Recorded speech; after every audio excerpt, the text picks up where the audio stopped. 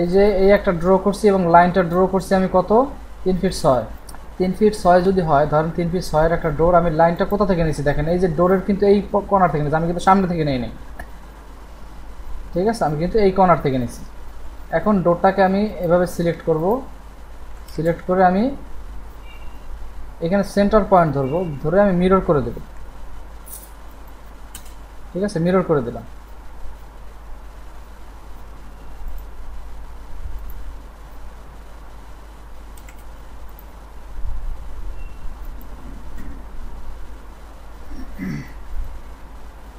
এখন এখানে আমি একটা লাইন টানবো, দেখুন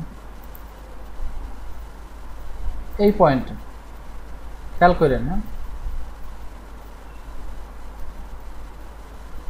এই পয়েন্টে একটা লাইন ড্র করলাম, এই পয়েন্টে একটা লাইন ড্র করলাম, এই দুই পয়েন্টে দুটো লাইন ড্র করছি, হ্যাঁ।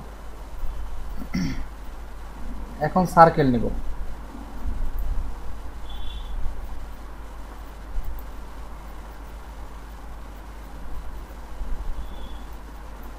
দেখেন ডোরের এটা আমি এই পয়েন্টে ধরবো, এই পয়েন্টে, ঠিক আছে, এই পয়েন্টে ধরলাম। আর এইখানে ধরছি কিন্তু আমি নিচে, এই যে এইখানে ধরছি এই পয়েন্টে।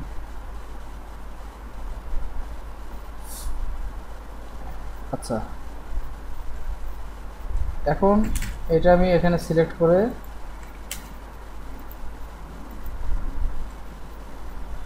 এটা আমরা ফেলে দেব। এখন ডোর হয়েছে না একটা। আচ্ছা, এখন এই ডোরটাকে আমি প্রথমে আর একটা জিনিস এখানে খেয়াল করেন, এটা হচ্ছে অটোক্যাডের একটা বিষয়। আপনি যখন কোনো জিনিস ব্লক করবেন, কোনো অবজেক্টকে ব্লক করবেন, হ্যাঁ, এই ব্লকের সময় খেয়াল রাখবেন আপনি যে লেয়ারে মানে ব্লক করবেন ওই লেয়ারটা আগে সিলেক্ট করে নেবেন। যেমন এখানে এটা আমি কি ডোর, ঠিক না, এটাকে আগে আমার ডোর লেয়ারে নিতে হবে। ফার্স্ট আমি ডোর লেয়ারে নিয়ে নেই,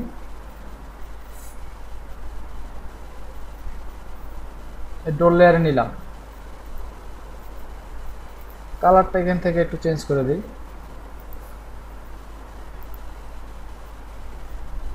এখন আমি এখান থেকে ডোর লেয়ারটা সেট কারেন্ট করবো আর কি, হ্যাঁ, এই যে ডোর লেয়ারটা আমি সেট কারেন্ট করছি, হ্যাঁ, করার পরে এখানে আমি কালার যেটা এই ডোরের যে কালার আছে ওই কালারটা আমি সিলেক্ট করে দেবো, এই যে এটা।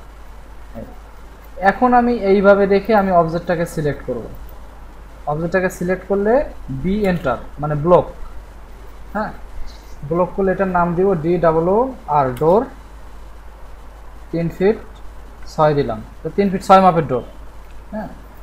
তারপরে অ্যাড টু পিক পয়েন্ট, যে কোনো ডোরের কাছাকাছি একটা পয়েন্ট ধরবো আমরা, পয়েন্টে ক্লিক করলাম, ক্লিক করার পরে আমার ওকে।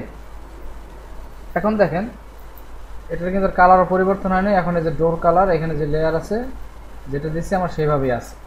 এখন এই জিনিসটা সুবিধা কি, এই সুবিধাটা হচ্ছে আমরা এই ডোরটা কিন্তু নর্মালি অন্য লেয়ারে রাইখেও কিন্তু আমি ব্লক করতে পারতাম, ঠিক না। এখন এইখানে এই লেয়ারটা সিলেক্ট করে ব্লক করার উদ্দেশ্যটা হচ্ছে যেমন আইসোলেট করতে পারেন, লেয়ার আইসোলেট। আচ্ছা, লেয়ার আইসোলেট করলে কি দেখবেন কিছু কিছু ব্লক লেয়ার আইসোলেট করলে ব্লকগুলো থাকে না, হাওয়া হয়ে যায়, এটা ব্লকের ক্ষেত্রে প্রবলেম হয়। দেখবেন অনেকগুলো ব্লক করছেন কিন্তু ব্লকগুলো আপনার লেয়ার সিলেক্ট করে যদি আপনি মানে এখানে কি এগুলোকে লেয়ারে ব্লক করছেন একটা, এগুলো তো ব্লক করা নাই, এই জন্য ডোর সবসময় ব্লকে রাখতে হবে। এখন দেখেন এটা আমি বানাইছি কত 3 ফিট 6 এর একটা ডোর না, তাহলে এইটা যদি আমি এইখানে বসাতে চাই তাও আমি বসাইতে পারবো, কিন্তু সঠিক ওয়েটা হচ্ছে প্রতিটা ডোরের মাপের জন্য এক একটা ডোর তৈরি করা। যেমন এটা আমার লেন্থ কত 3 ফিট 6 না, এই 3 ফিট 6 লেন্থ দিয়ে একটা ডোর তৈরি করবেন, 2 ফিট 6 দিয়ে একটা করবেন, 3 ফিট দিয়ে একটা করবেন, 4 ফিট দিয়ে একটা করবেন, হ্যাঁ, এইগুলো করে তারপরে আপনি আলাদা আলাদাভাবে ব্লক করবেন এবং আলাদা আলাদাভাবে নাম দিবেন। যেমন এইটা এই ব্লকটার নাম দিছি কি ডোর 3 ফিট 6, আবার আরেকটা দিবেন ডোর 2 ফিট 6, এরকম। কিন্তু মূলত এটা হচ্ছে স্ট্যান্ডার্ড আর কি। আর আমরা যেটা করি সংক্ষেপে সেটা হচ্ছে আমরা প্রথমে ডোরটাকে সিলেক্ট করি, সিলেক্ট করে আমরা কপি করি, কপি করে যতগুলো ডোর আছে ওই প্রতিটা ডোরের পজিশনে আমরা নিয়ে আগে বসাই, এরকম বসাই, হ্যাঁ, এরকম প্রতিটা ডোরের পজিশনে আমরা এইভাবে নিয়ে বসাই এরকম, ঠিক আছে। ধরেন এইভাবে আমরা সবগুলো ডোরে বসাইলাম। এখন বসানোর পরে ডোরের এটা অ্যালাইনমেন্ট কি, ডোরটা সাধারণত খুলবে, এখন দেখাচ্ছে এই দিকে খুলবে। কারণ এই দিকে খুললে ডোরের এই যে আমার কাঠটা, ডোরের যে ইয়াটা, সেটা আমার এই দরজার মাঝখানে থাকে। মূলত নিয়ম হচ্ছে এই ডোরের যে আমার কাঠটা যেটা ধরি আমরা দরজার, সেটা আমরা দেয়ালের পাশে রাখি নাকি, এটাই তো সিস্টেম, যে দরজাটা খুললে আমার দেয়ালের পাশে থাকবে। তাহলে এটা তো আমার দেয়ালের পাশে না, এটা দেয়ালের বিপরীত পাশে আছে নাকি। তাহলে এটাকে আমরা অবজেক্টটাকে সিলেক্ট করে আমরা মিরর করে ফেলি। এই যে দেখেন মিরর করে এটা ফালাই দিলাম। তাহলে এখন এটার মতো আসছে। এখন এই যে কর্নারটা ধরে আমরা এখানে কি করব, এখানে বসাই দেব।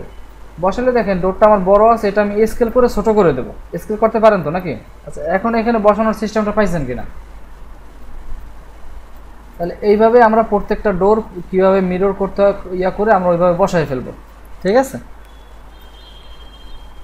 আচ্ছা, তাহলে এই গেল ডোর এবং উইন্ডোর সিস্টেম তো দেখাইছি ওই দিনকে নাকি। এই যে এই হচ্ছে আমার উইন্ডো। আর বলছিলাম যে এখানে যে কোণা রাখা যাবে না, হ্যাঁ কোণা রাখা যাবে না, এই কোণাটা এটা ওইদিকে টাইনার দিয়ে দেন, সমস্যা নেই।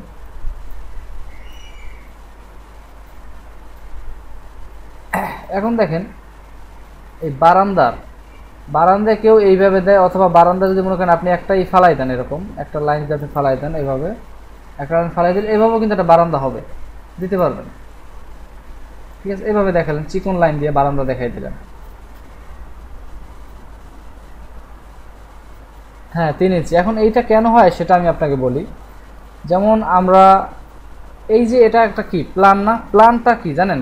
প্ল্যান কাকে বলে সেটা বলতে পারবেন? হ্যাঁ, টপ ভিউটা, মানে আমরা উপর থেকে তাকাইলে যেভাবে দেখব, যেমন পাখির মতো আর কি। হ্যাঁ, এটাকে বলা হয় আপনার এই যে বার্ডস আই ভিউ। হ্যাঁ, মানে পাখি উপর থেকে দেখলে তাকাইলে যেভাবে দেখবে, ঠিক এটা কি আমরা প্ল্যান বলি। তাহলে এই জিনিসটা এখন আর একটা বিষয় বুঝি আমরা। আমাদের একটা ফ্লোর হাইট কত? 10 ফিট হয় মিনিমাম, ঠিক না? মানে ফ্লোর থেকে ছাদ পর্যন্ত হয় 10 ফিট। এখন দেখেন এই আমি যদি আমার এই বাসাটা যদি উপর থেকে তাকাই, তাহলে বাসার উপর থেকে তাকালে আমি শুধু ছাদ দেখবো কি? ছাদ দেখার কথা না।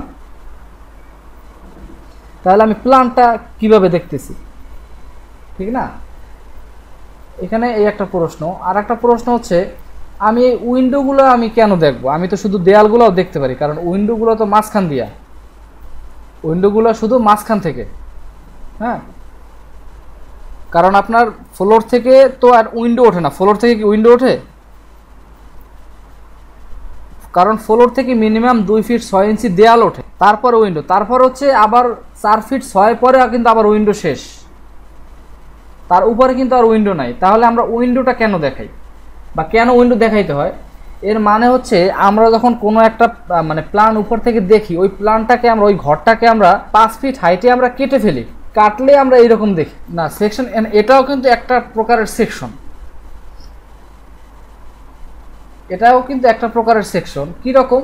যেমন আমি যদি উপর থেকে দেখি, আমি তো ছাদ ছাড়া কিছুই দেখবো না, তাহলে এই জিনিসগুলো আমি কিভাবে দেখতে পাইতেছি বলেন?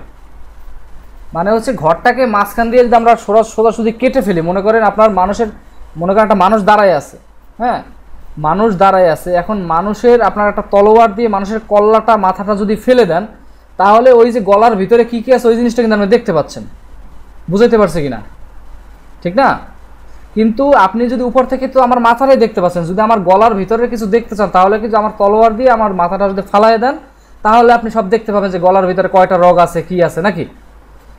সেম একই জিনিস, ঘরটাকে যদি ওইভাবে তলোয়ার দিয়ে মানুষের মাথার মতো কেটে ফেলে দেন অর্ধেক, তাহলে আপনি যে জিনিসটা দেখবেন ওটাই হচ্ছে প্ল্যান। হ্যাঁ সেটাই, ছাদ ফেলে দিলে না, এখন ছাদ ফেলে দিলেই রুম দেখতে পাচ্ছেন, ঠিক আছে, কিন্তু ছাদ ফেলে দিলেই কিন্তু আপনি উইন্ডো দেখতে পাচ্ছেন না। কারণ উইন্ডো কি ছাদের উপর পর্যন্ত উঠছে? ওঠে নাই।